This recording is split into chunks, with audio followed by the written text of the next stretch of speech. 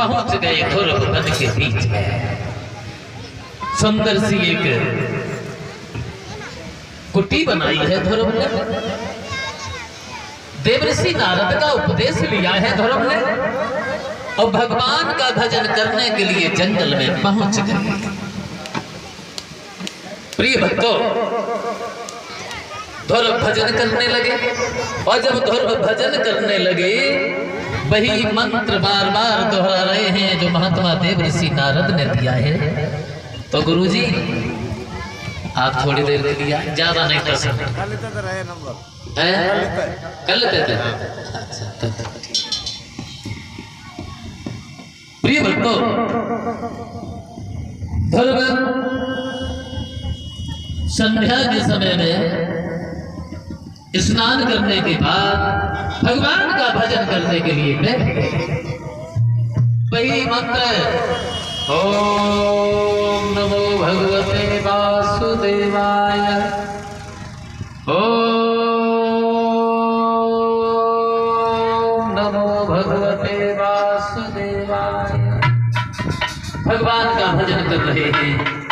पूरी रात बीत गई, सवेरे को जब आंखें खुली, इधर पूरब दिशा में जब भक्त वत्सल भगवान ने अपने नेत्र खोले हैं, ध्रुव भी उठ कर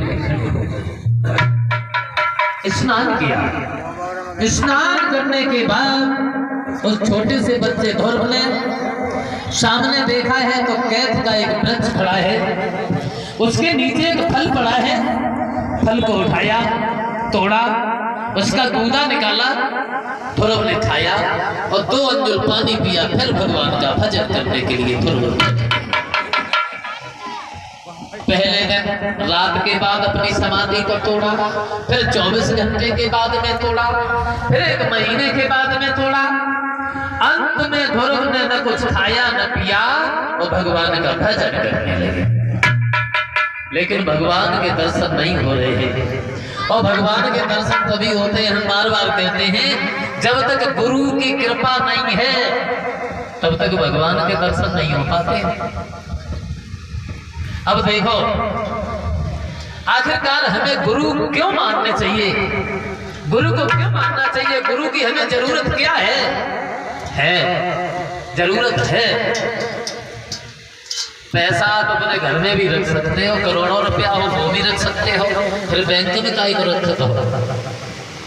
बैंक में इसलिए रखते हो कि बैंक में तुम्हारा खाता है, 1 रुपया जमा करोगे वो भी जमा, 100 करे वो भी जमा, 10,000 करे वो भी जमा। और घर में अगर रखे रहे तो 100 रुपया जमा करे तो 1000 रुपया चोरी हो जाए।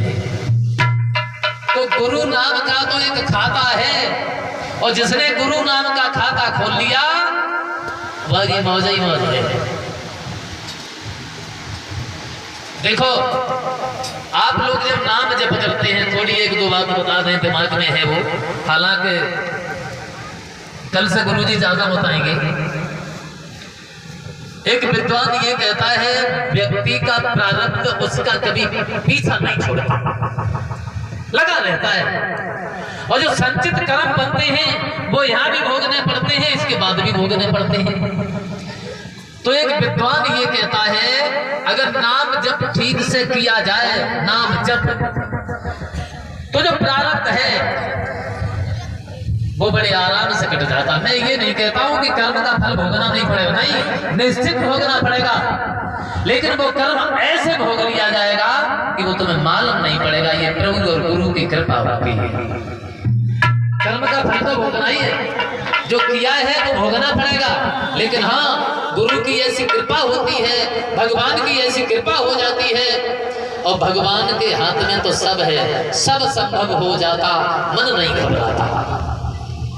भगवान अगर तुम्हारे ऊपर कृपा कर रहे हैं, गुरु जी की कृपा है, तो मन नहीं घबराएगा और कष्ट भी आएंगे, चले जाएंगे। तो ध्रुव भगवान का भजन कर रहे हैं। अंत में ध्रुव एक पैर के बल खड़े हो गए और जब पैर के बल ध्रुव खड़े हो गए, लेकिन भगवान के दर्शन नहीं हो रहे।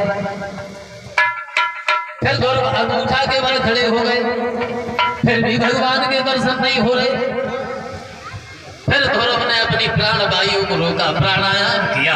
कैसे?